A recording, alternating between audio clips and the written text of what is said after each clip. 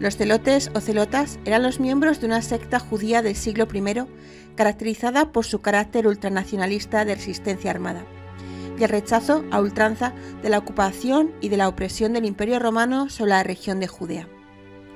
Entre los seguidores de Jesús había algunos celotes como Simón o Judas Iscariote, pero los evangelios no citan a este grupo.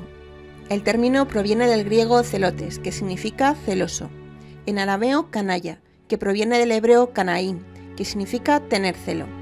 Se les llama así por su celo hacia la ley y la nación judía. Era el grupo más agresivo de su época. Tenían conflictos con los saduceos, con los fariseos, pero sobre todo con quienes se oponían a su ideología o pensaban diferente a ellos. Entre estos conflictos llegaban a matar por tener razón, por tener intereses diferentes a los suyos. Este movimiento comenzó cuando Judas el Galileo lideró una revuelta contra los romanos en el año 6 después de Cristo.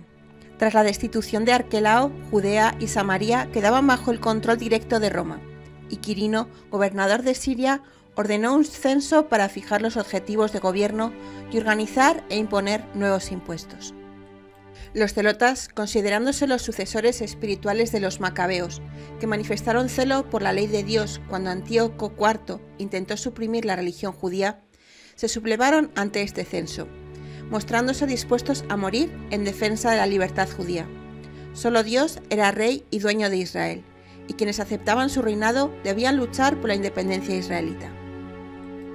Al finalizar ese levantamiento, los celotes quedaban como el ala extremista de los fariseos, dispuestos a recurrir a las armas antes de pagar tributos, ya que defendían que la violencia era justificada si liberaba a la nación de los opresores extranjeros.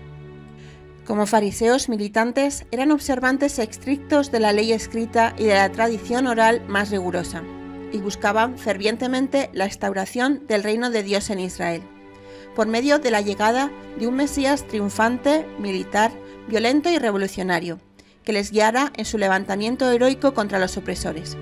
De este modo, la tierra prometida volvería al pueblo elegido.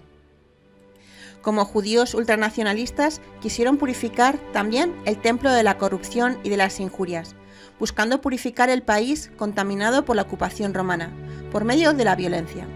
Y de igual modo, con la rigidez, la radicalidad y la vehemencia de su integrismo religioso, pretendían que el pueblo judío retornase a la pureza de la ley de Moisés. La cooperación con Roma equivalía a caer en la idolatría, ya que reconocían al César como señor, y para ellos no había otro señor sino Dios. Por eso los celotes negaban la obediencia a todo poder terreno, únicamente obedecían a Dios y a su ley, por lo que pagar impuestos a un rey extranjero iba en contra de sus leyes, y era cometer pecado de idolatría. Por eso trataban como pecadores a los comerciantes y a los cobradores de impuestos. Y al negarse a pagar impuestos se ganaron la simpatía de las clases más humildes y sencillas. Organizaban revueltas y asesinatos aprovechando fiestas y aglomeraciones, pero también eran muy eficaces en la defensa de zonas montañosas y en el ataque individualizado. Los que realizaban este tipo de ataques uno contra uno se les llamaba sicarii o sicarios, ya que llevaban un puñal llamado sica, que ocultaban en sus ropas y extraían de improviso cuando estaban cerca de la víctima. Cuando estalló la revuelta judía contra Roma en los años 66 al 73, los celotes tomaron parte activa. Tomaron el control de Jerusalén hasta que la ciudad fue retomada por los romanos, y como consecuencia la ciudad fue saqueada y el templo fue destruido. Tras la caída de Jerusalén, la única fortaleza judía en pie era la de Masada, junto al Mar Muerto. Fue entonces cuando un grupo de celotes se refugiaron allí en defensa de su último bastión judío. Tras 3 años de resistencia, en el año 73, después de un largo asedio, los romanos acorralaron a los celotes y rompieron los muros de la fortaleza. Al entrar, encontraron más de 950 cadáveres. Las personas que estaban dentro se habían suicidado en lugar de rendirse ante los romanos. Tras esto, habrían quedado pequeños grupos de celotes diseminados por el territorio, pero para el siglo II después de Cristo ya habrían desaparecido por completo.